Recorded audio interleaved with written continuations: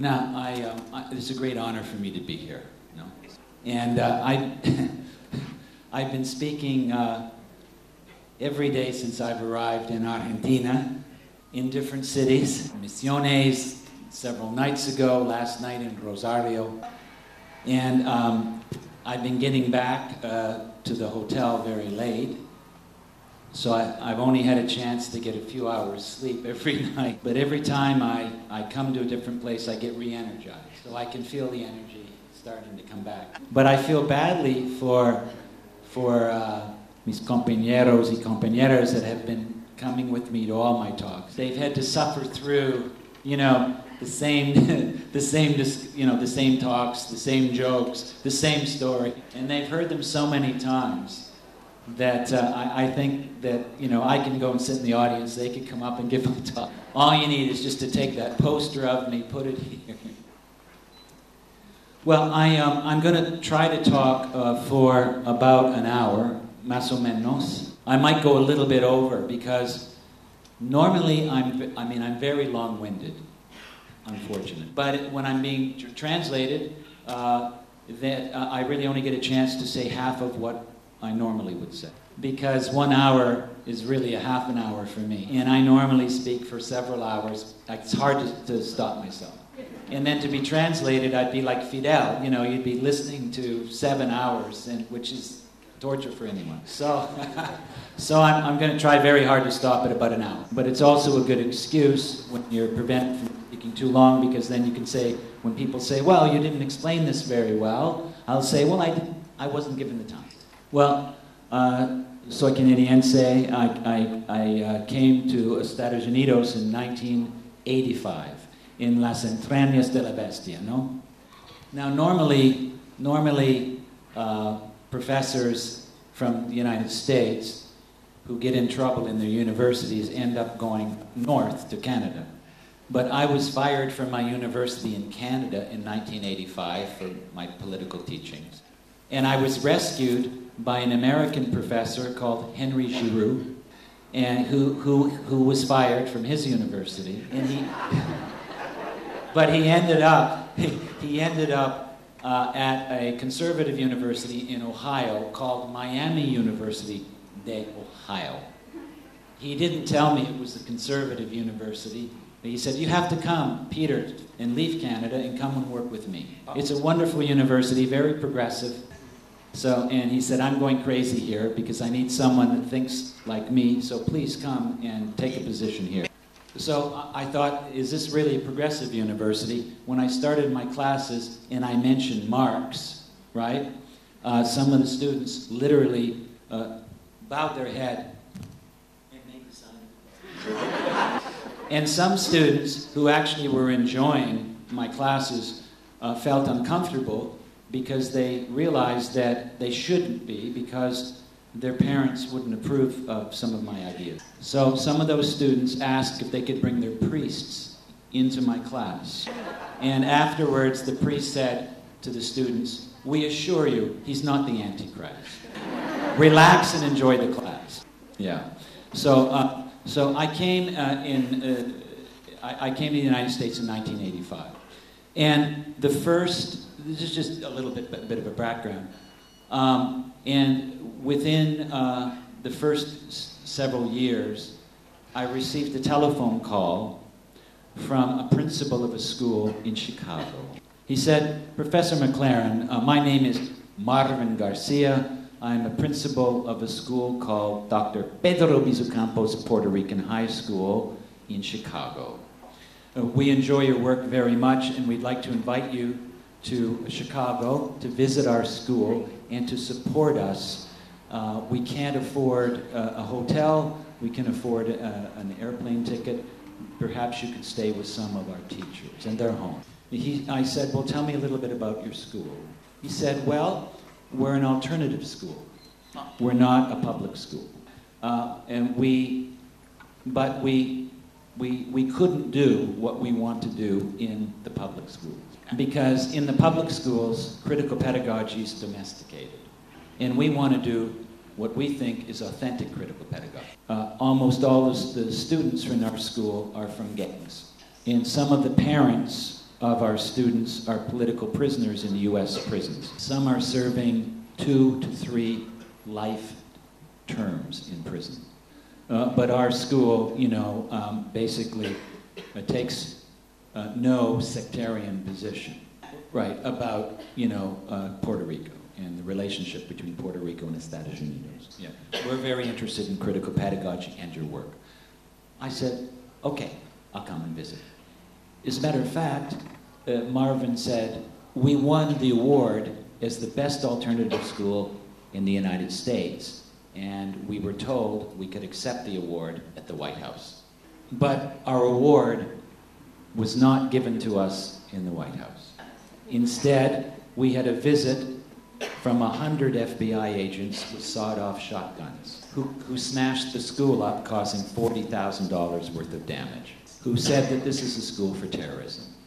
Now, remember, this was in the 1980s, when I first came to Estados Unidos. Well, he said, well, we'd like you to help defend our school. And he invited me to attend the graduation ceremony. And the young woman, about 17 years old, was giving the graduation speech in Spanish.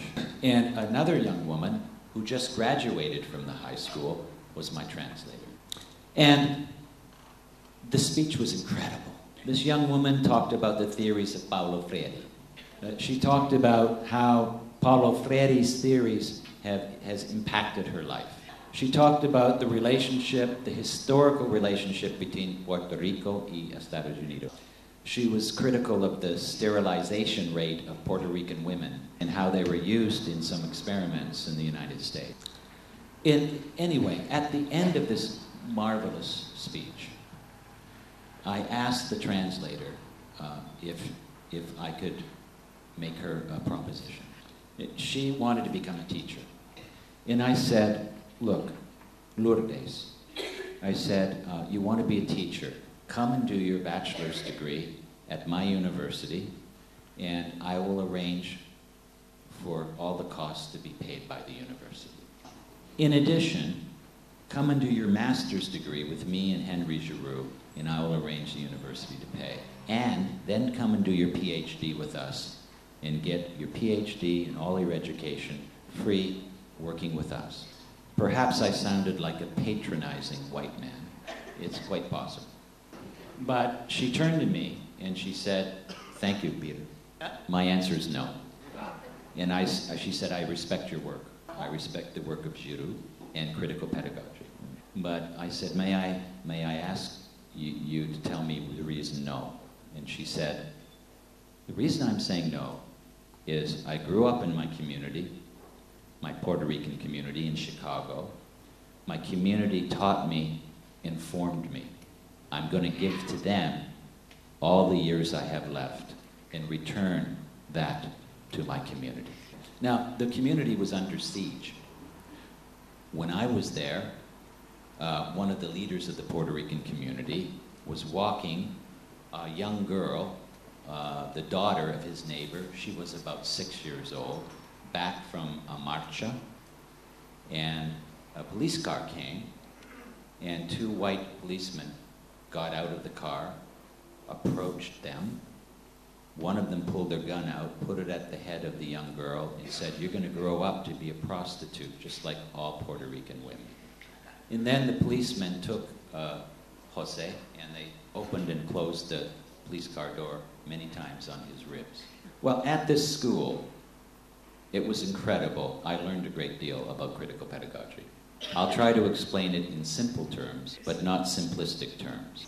About my mentor and my teacher, Paulo Freire, once said to me, he said, always strive to be simple, but not simplistic. He said to be simplistic is to assume that the people you're dialoguing with don't have the capacity to understand the complexity of what you're saying. So he said, don't be simplistic. To be simple means to he said, you're a teacher. Translate the experiences of those you are conversing with into the contextual specificity of where the people find themselves. Right. So in simple terms, at this school, knowledge was made relevant in order to be critical. Knowledge was made critical in order to be transformative. Now, what does it mean for knowledge to be relevant? There's a friend of mine, a researcher, who uses the terms funds of knowledge. For instance, if you're teaching in the new Weimar Republic that we call Arizona, my researcher was studying a community of Yaqui, and he followed the young people and their parents, their uncles, their aunts, their grandfathers, and tried to understand how knowledge was constructed in that community, among and between families. And for instance, because it was a poor community, sometimes a man might fix the roof of a house for the neighbor, and the neighbor will do the plumbing. And the children will follow their parents around and watch how they work. And so the researcher went to the local school and met with the teachers and said, well, I have done some research. This is how I believe that young people learn informally in their communities. And so let me share with you my knowledge so that you can make your teaching culturally relevant to the lives of the children in this school. And that's what I mean by relevancy. In another school, one of my friends did some research in a school mostly in Oakland, California, with mostly African-American students. In this community, there's a lot of violence and a lot of poverty. So they basically taught through hip-hop. Tupac Shakur is a hip-hop artist. He was assassinated in Las Vegas, but he's very popular still, his music and his ideas. He had a big tattoo here on his chest called Thug Life. A thug is like a gangster. So they created Thug Life pedagogy, gangster pedagogy. Tupac talked about in the barrios how the sidewalks were created by cement. And the cement was a metaphor for urban life. And sometimes there was a crack in the sidewalk. And through that crack, sometimes would grow a rose. So their pedagogy was to smash through the cement of neoliberal capital.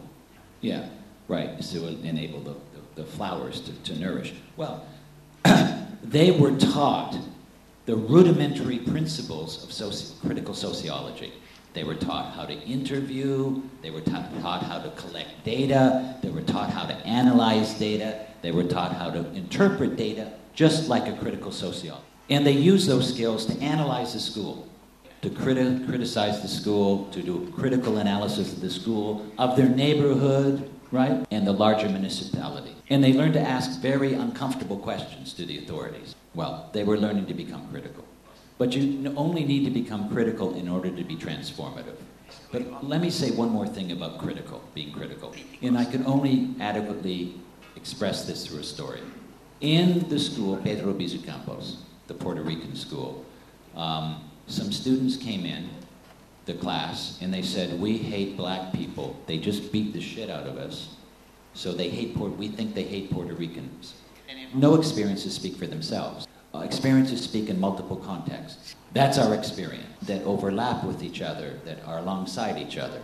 How do you affirm the subjectivities of students whose experiences have made them racists? How do you affirm the experiences of students whose subjectivities are not only racist, but they're patriarchal and they're sexist? How do you critique the voices of students without taking their voices away?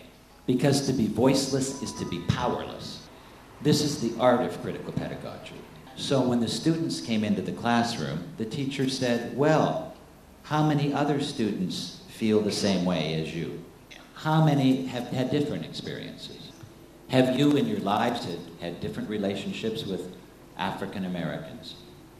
What have they been? And esas relaciones. the teacher brilliantly moved the discussion into the history of Puerto Rico. Historically, a mixture of Spanish, Taino-Indian, and African. Here, the voices of the students that were racist were challenged, but the students' voices were not taken away from them. Contrast this with another school, where the teacher, who was very progressive, was discussing something that had happened in the community. A woman went into a Portuguese social club and was raped. The teacher wanted to discuss this with her students. What do you think of this terrible event? One young Latina, working class, her name was Maria, she said, put up her hand. I live on the streets. I know the streets. I have a street knowledge. Why did this woman go to this social club? We know this social club is a dangerous place. She was stupid to go in this club. My friends and myself, we would never go within a mile of this place. The teacher looked at Maria and said, Maria, in this country, a woman has the right to go into any space, in any building, in any community, in any city, in any state, and not have to fear for violence be enacting upon her.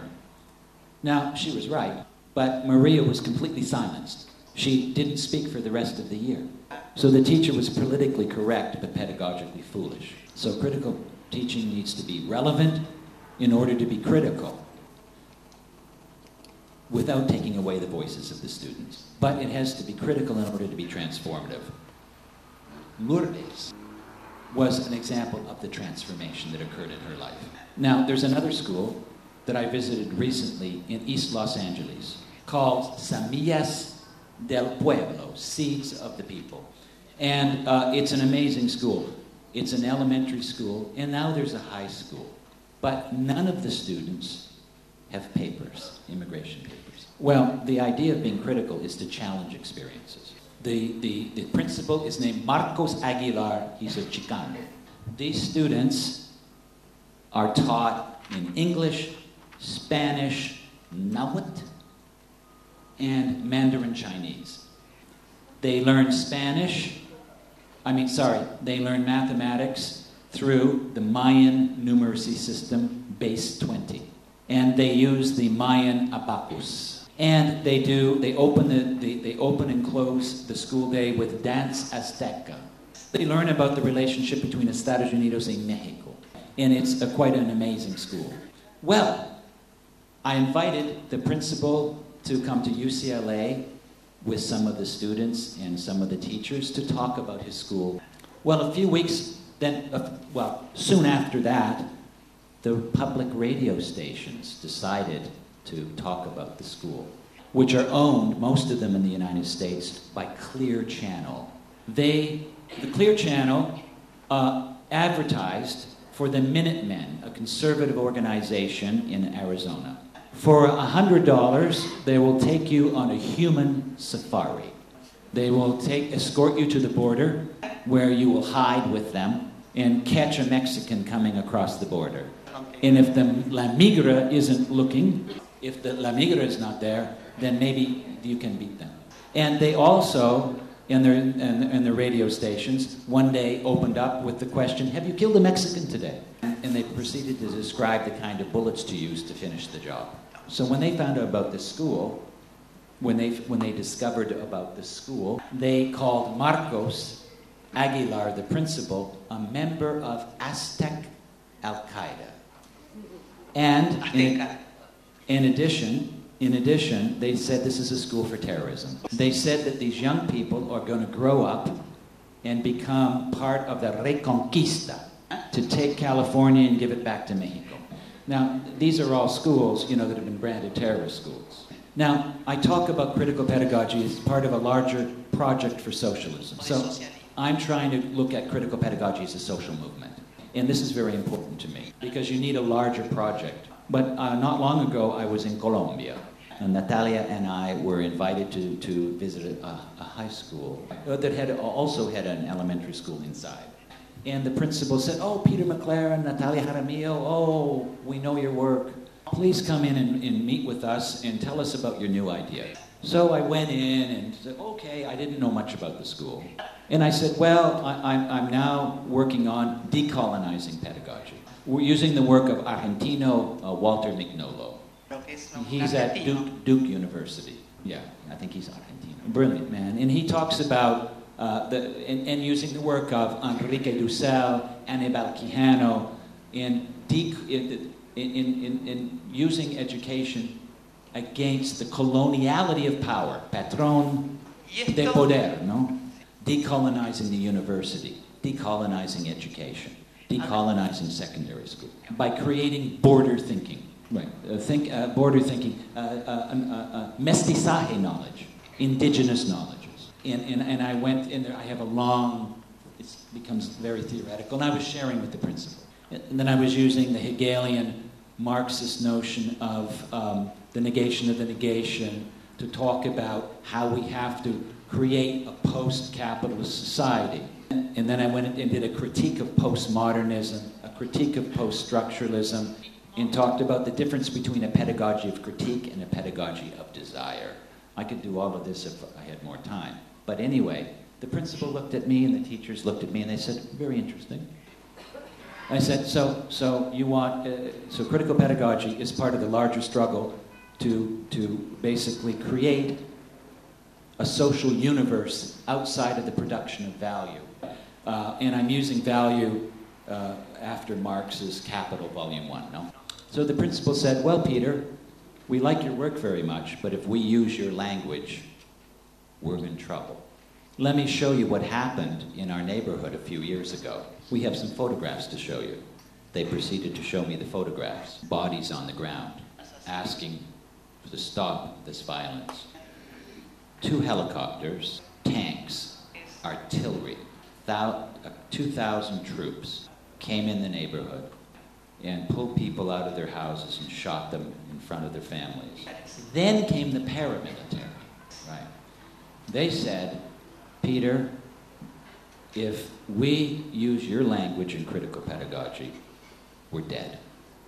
We don't let any paramilitary come into our school, and we don't let members of the FARC guerrilla movement come in our school.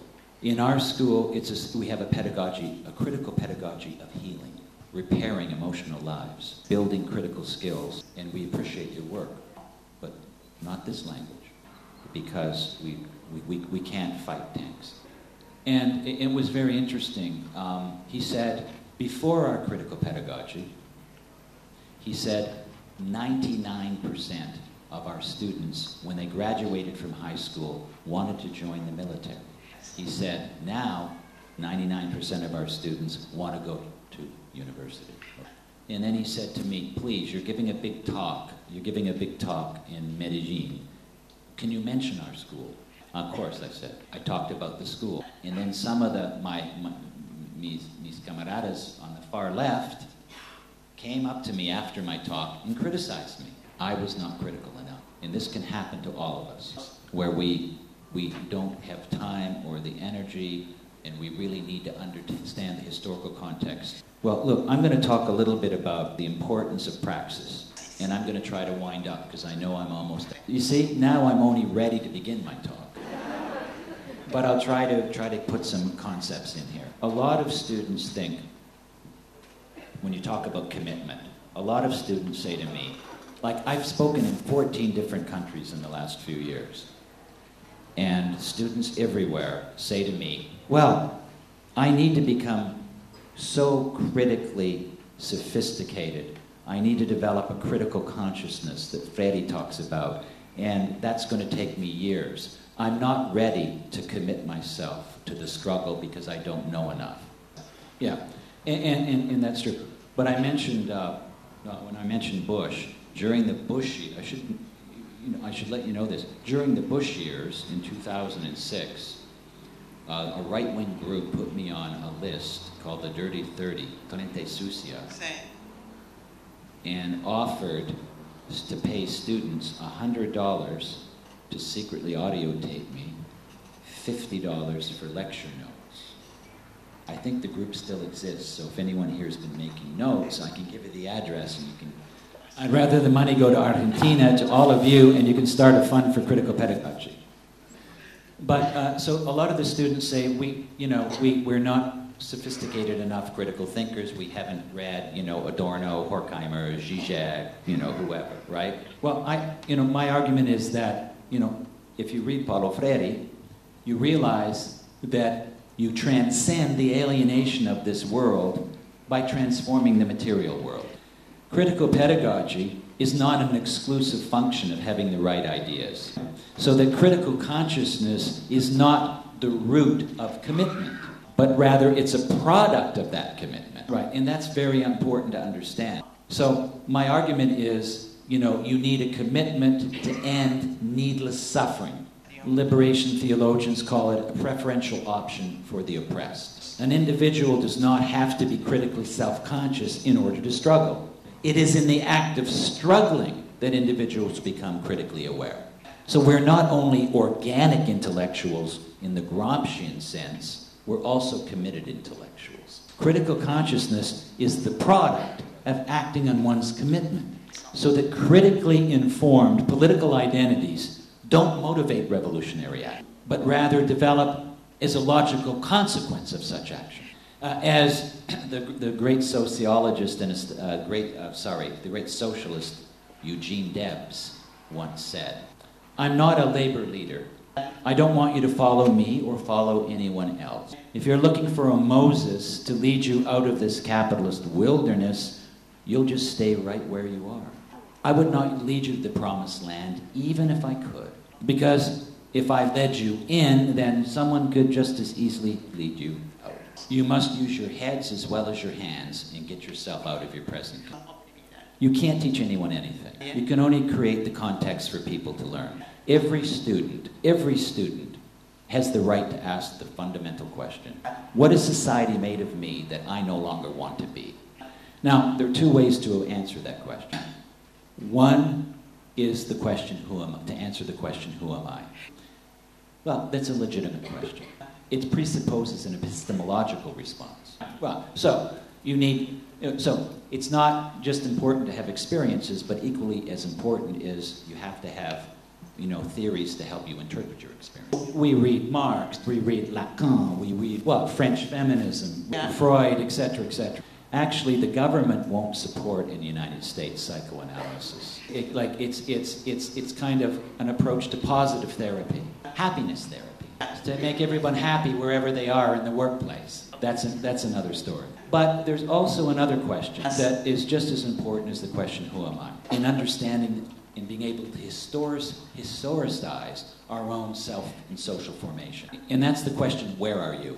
When a voice cries out for help, you don't ask for identity papers, unless you live in Arizona. Then you could be bleeding, you could have your arm made, you could take you to the hospital and say, well, where are you from? Oh, you're Mexican. Oh, well, go away. You're not a human being. But the question is, where are you? And the answer to the question, where are you, is I'm here, with you.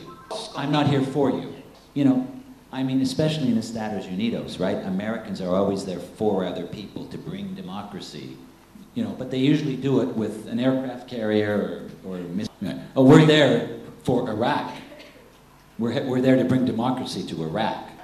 Well, we happen to kill 1 million Iraqis, but nobody thinks about that. But the question is, I am here and I'm here with you, not for you, but with you, to create a condition of reciprocity.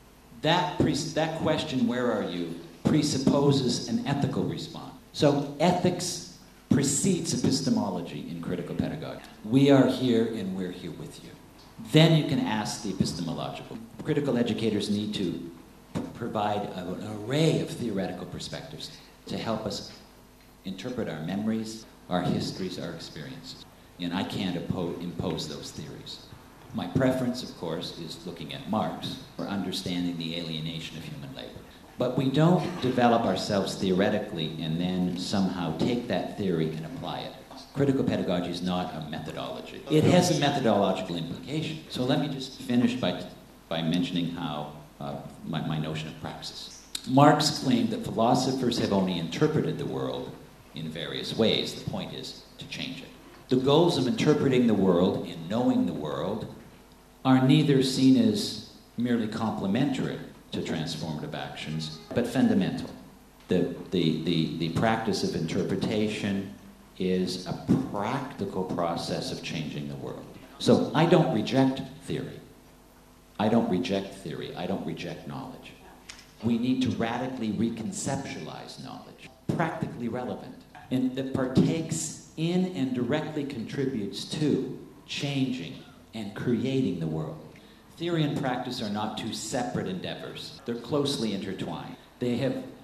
There's deeply rooted assumptions. Knowledge isn't simply a purely mental phenomenon, but it's a praxis. And so we have to really understand this in our own teaching. All knowledge entails action. Thought and knowledge appear as practical acts in the world because they always come out of active transformative and always return to them. Theory is practical. There's nothing more theoretical than a good practice. The word itself is a deed. Bell Hooks says this, and I'm going to conclude. She said that theory comes from pain. I came to theory because I was hurting, because I was in pain. And the pain was so great that I could not go on living. So she wanted to comprehend and understand and overcome her pain. She saw in theory a location for her own healing.